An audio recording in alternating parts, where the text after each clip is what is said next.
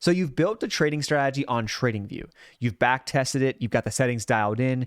Everything looks perfect on your end, and it's time to trade this thing live or maybe even forward test it on a site like AlphaInsider. But you realize very quickly that the trades you are getting, whether that's live or whether you're forward testing on AlphaInsider, are not lining up to be the same trades that the backtest would have been taking when you look back at the trading logs. You're getting entries out of nowhere, the trades make no sense, and they're not even remotely close to what the backtest is showing. And I can tell you, I have been there countless times, especially when I first started building out trading strategies on TradingView. But what no one's telling you is that your strategy is probably not broken. It's just the way that the trades are firing. It's doing exactly what you told it to do based on the PineScript code. It's just that a backtest and trading live are two completely different things. So by the end of this video, you should know precisely why your trades are not matching up and how to fix it, usually in just a couple of clicks. Let's get into it. Okay, this is very confusing, especially to someone who has not had a lot of experience on TradingView or writing source code, so I want to make it as simple as possible. People think when they jump into this that a backtest and live trading are the same thing, just measured twice. One's measured on live markets and one is measured just by prior data. But here's the divergence. A backtest on TradingView simulates trades on historical, fully closed bars. And a live trade, one that you're either paper trading or you're forward testing with something like AlphaInsider, is when the alert fires off. No matter when, that's what the trade gets sent in and logged as. Now, those things only line up under three conditions. If you break any one of these three, you are going to guarantee a discrepancy. Number one, signal integrity. Does the signal exist the exact same way on a live bar as it did in history? Number two is trigger timing. When does the signal fire? Is it on bar close? Is it mid bar? And number three is fill fidelity. At what price, at what size, and at what direction does it actually fill? Okay, so now the first step, before we decide to fix the problem that we may be having, we need to diagnose what the problem actually is. This is my list of trading strategies that I have built or created on AlphaInsider. Almost all of these are pulled in from TradingView. It's not every single one is, but almost all of them are. And a bunch of them are new. And so what I want to do is I want to confirm that the backtest or that the live forward test is trading like the backtest. And so I can be confident in trading these strategies with live funds because I know that the backtest actually seems to be valid. So I recently added this CCI surge strategy here. It's a brand new one that I had this exact problem with. And so I've been going back and forth trying to figure out what the issue is and find the discrepancies and adjust them. And so what this did is it just took a trade 14 hours ago at around 2020 and it went short on ETH. I created this about 10 days ago from when I'm filming the video.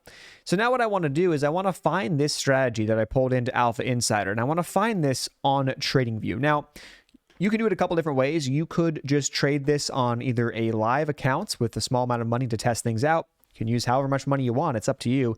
You can use paper money or you can forward test, which is what this is doing with AlphaInsider. So we're able to essentially take the orders when they fire on TradingView, use a webhook to send that data to AlphaInsider, and then it's going to, the second it gets it, match the current price of the asset and then log how that plays out over time.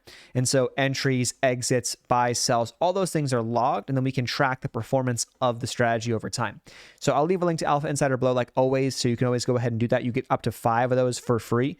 So you can make a free account and then you can bring in 5 strategies for free. Awesome. Highly recommend doing it. A great way to test it because if you try to do it manually, the issue you're going to have is slippage and, simply put, like the time from when you get the alert to when you enter the trade.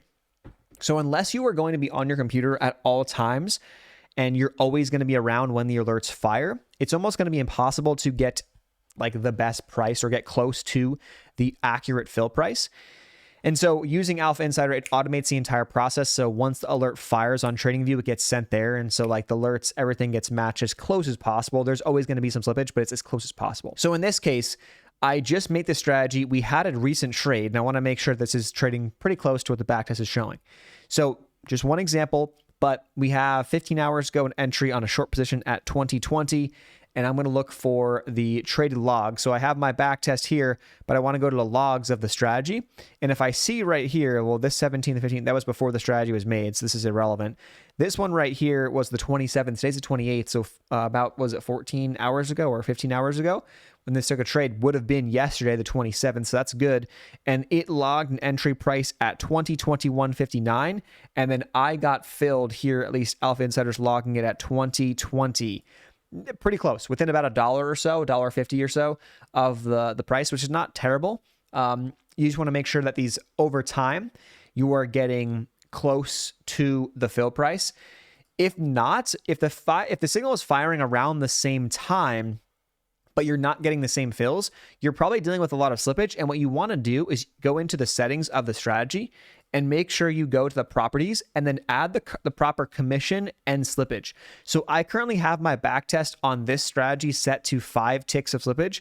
I think that just gives me enough of a buffer room, but I may need to increase that if I notice in the back test that we're always getting filled more than 5 ticks, against me, essentially. So just something that you have to just check over time. That could be a simple adjustment right there that you may be able to fix a discrepancy so that your back test looks a lot closer to how it trades in reality. So this strategy right now is passing the first check. But what you may notice is that these numbers start coming in.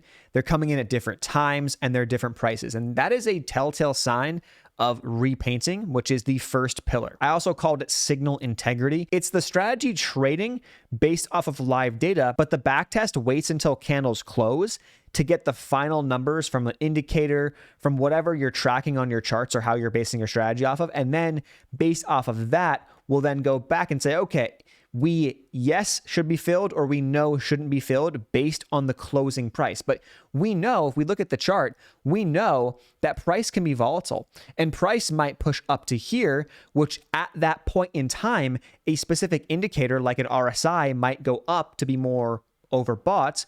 And then when the candle closes, it's down here. All of a sudden, that RSI, depending upon the period, might come right back down to where it wouldn't actually, indicate a valid fill for the strategy. So when stuff like that happens, you have a situation where your alert might actually fire off intrabar and get you filled at a point that the back test is not showing, because when the candle closed down at the end of that period, at the end of that bar, those criteria were not met. I hope that makes sense, because that is like the biggest unlock when it comes to repainting.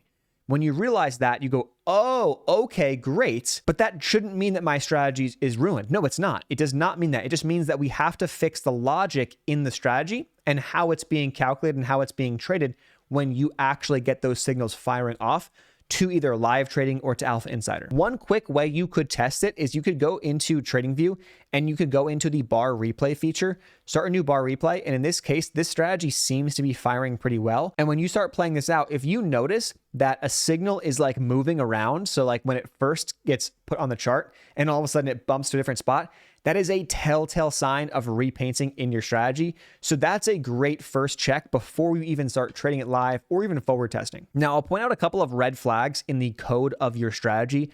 I will admit that a lot of you who are watching this video, even myself included, to be honest, like I would not be able to very easily, at least initially, look at what I posted up on the screen here and then look through my code and be like, oh, that's obviously it. We may not just be able to see that. And so that's where we can use AI. And that's where I think AI is absolutely incredible.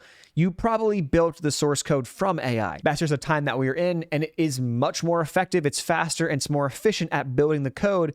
All you got to do is tell it what you want, and it's probably going to build out some code that is at least a good start, and then you can adjust it from there if needed. So for a strategy to not be repainting, it means the decision is being based off of bar close data. But not every order needs to wait for a close in order to fill, in order for you to not have something repaint. So for example, you can have a breakout strategy that might fire a stop loss order or a limit order off of an already locked in level. That can fire intrabar and still match up perfectly with the backtest and how it trades live. Repainting isn't necessarily about when you're getting filled. It's about what data you're deciding the fill on. If your signal is built from the candle that is still forming, it will change on you at some point and it will not match up every time in the backtest. If it's built off of bars that are already closed, then you you should be safe. So what we're going to do is we're going to actually copy this code right here. I'm going to paste it into Claude. You can paste it into Gemini, ChatGPT, Grok, whatever you want to use. And then in the description of this video, I'm going to leave a prompt. And that prompt is essentially like your anti-repainting prompt and your way to kind of determine if the strategy has any issues with repainting. So you take the code, plug it in, you add this prompt, and then wait for the response. Okay, so an AI is going to do the audit and it's going to give you an honest response. In this case, this script is not a classic repainter as written, which is a good thing, but it does pull out some of the potential flaws. So the request security with lookahead, this is not an issue on this script. Calculate on every tick is already turned off in the settings. With this turned off, it's going to evaluate once at bar close, but if you turn that on, you're going to have an issue with repainting intrabar. Then it gave me two potential concerns of signals from an unclosed bar, and then a reasoning why it's possible that this thing will actually diverge in live trading. The trailing exit's actually fine because even though it does fill intrabar, not on the bar close, it fills at the stop level in both the backtest and the live trading the same way, which makes sense. Now, the ATR stop is a bit different. So with the calculate on every tick being turned off, being false, it's only evaluated at the close. And the strategy close is a market order. So in the backtest, it fills at the close of the bar that breached the level, not at the stop price necessarily. In live, depending upon the settings, you can get a fill near the actual touch. That asymmetry, the close fill versus the stop fill, is a far more plausible source of your live and backtest not matching up. Then it gives me what it changed, and then it provides the new updated Pine script. In this case, we're going to deal with a backtest result that's probably not going to change, and we're going to check that right now. Then it provides a net effect of what's essentially happening. It said the backtest results should remain identical, but this is going to potentially improve how the live trading plays out because, again, just because a backtest looks a certain way does not mean it's going to be trading live in that exact way. This hopefully will improve the live trading to be as good as possible. Now, I know it can be frustrating to have to do this, but you can actually train whatever you're using, whether it's Claude, ChatGPT, to be writing code for you with these parameters in mind. So you can actually frame that and feed that in at the beginning when you're building out your strategy. And then you can always run it through this audit as well after you've got a backtest, after you've got it trading for a little bit and you're noticing some discrepancies. And it's just a way to always stay on top of how it's trading live versus how the backtest is showing. Because we look at our backtest so much and we rely so heavily on that data. But again, if we can't trust that it's going to trade that way, then we can't, like, there's really no point of even doing a backtest in the first place. All right, so I'm going to make a copy of this one and I'm going to call this one the updated version. And then I'm going to paste the new code in and click on add to chart. Okay, so I've got it loaded in. I'm going to make sure the settings are the same. One thing that is not the same is the bar magnifier is not turned on. I'm going to turn that on. I recommend also asking AI to see what that's going to do. In this case, that dramatically changes the strategy performance. However, here's the thing. By having the bar magnifier on for this specific strategy, my trailing fills that I have baked into how the strategy operates are going to move closer to what I see live. Because with the magnifier, we're actually able to see deeper inside the candle. But something important to know is if you turn this bar magnifier on and off, and you don't really see a dramatic change in your strategy. In this case, we do see a dramatic change, but if you don't see a dramatic change in your strategy, that actually means it's more robust and it's insensitive to the intra-bar movement, which is actually a good thing. If you go ahead and turn the bar magnifier on and you see a dramatic change in your strategy, so for example, this went from 30,000 returns to now 1,000, that's a pretty big change, and we can see it's not even that good as of late.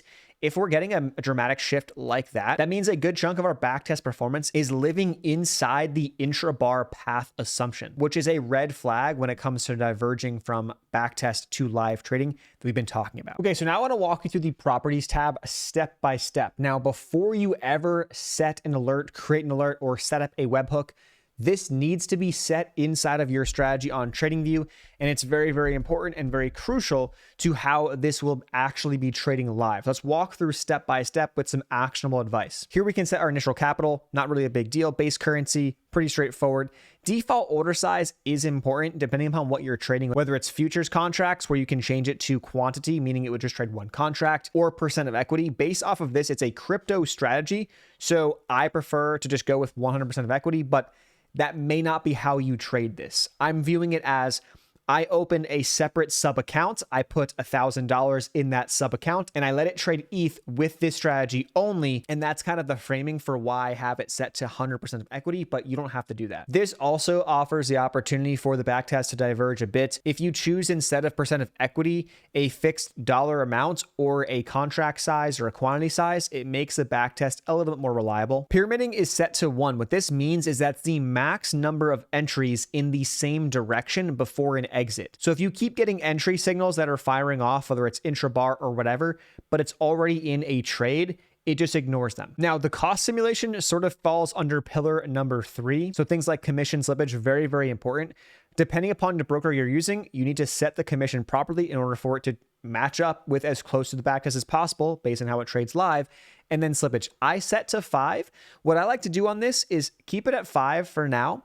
And then when I have a strategy at a spot that I like, and I've got a backtest where I like, I'll bump this up to 20, 25, just in case to see how it changes it. And if it completely annihilates my strategy, then I know I probably don't have a huge edge anyway. And so slippage, obviously, the higher the number is, like the more it's going to impact and it's going to decrease the returns of your strategy. But it is a real thing. And especially if you are taking signals from TradingView and then trading them live on your phone and you're not automating those signals to trade live for you, you're probably going to have to deal with more slippage. So it's just something that is a part of the game.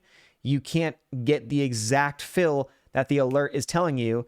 And it's going to get better over time with automations, but just have to make sure you're aware of that. Margin for longs and shorts, usually we'll just leave that alone. But the really big section is the recalculate and the fill order section when it comes to matching a backtest to live trading. I have after order is filled left unchecked. If you turn this on, the strategy is going to recalculate the second the order gets filled, which can be mid candle, and it can also fire follow-up orders inside that same bar before it closes. Those would not show up in the backtest. I have on every tick left unchecked. When this is turned on, it's going to recalculate after every price move, every cent, everything. This could fire off multiple entries off of one signal that could happen mid-candle. With both of those turned off, the strategy is only going to generate orders at the confirmed bar close. It means the webhook is only going to fire at the bar close. A large proportion of your phantom trade logs are going to be in those 2 settings alone. So if you're going to change 1 or 2 things after this video, those 2 are some of the most important, because those 2 are the difference between a clean forward test and a massive log of trades that the backtest never took. Under fill orders, I have bar magnifier checked. I mentioned that previously. This uses lower time frame data to resolve the intrabar fills inside the backtest. So if the logic has a stop loss or take profit that could be intra-candle,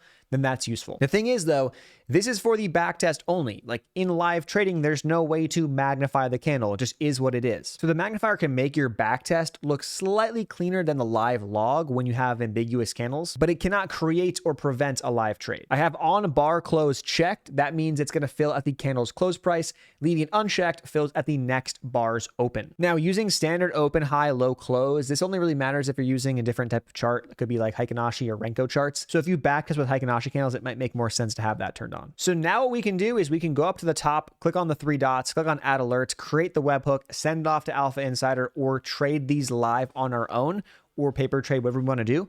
Now we at least have a good starting point. The game is not over though. This cycle can be repeated infinitely until you get to a point where you're comfortable. So we get to this point. Now again, we track, we backtest, we see how this trades live. We see, are we close? Are we getting the output we are desiring? Are we getting the right fills? Are we getting everything to trade at least as close to the backtest as possible so we can utilize the backtest? And then is performance playing out well on our end? This game gets easier the more you do it, and then the more you feed however you're building out your strategies with the Pine script code. So once you do it a couple of times, you now have so much to feed in to your AI of choice to then tell it what you want in terms of improving the strategy going forward. If you have any questions, please do not hesitate to reach out, leave a comment on this video, reach out to AlphaInsider support. We do not want you to run into the problem of, oh, I've got a great trading backtest. I put it on AlphaInsider and now it sucks. Well, there's probably a reason why it sucks. It's not necessarily because AlphaInsider sucks. There's a good chance that the logic, the way it's written, the code, the settings that you have turned on are allowing live trades to trade unlike the backtest. That does not mean everyone's perfect, but hopefully this video helped you out and hopefully you can take a sigh of relief now knowing that it's not the end of the world if things don't trade like the backtest and that there are ways to fix it. Thanks so much, guys. See you next time.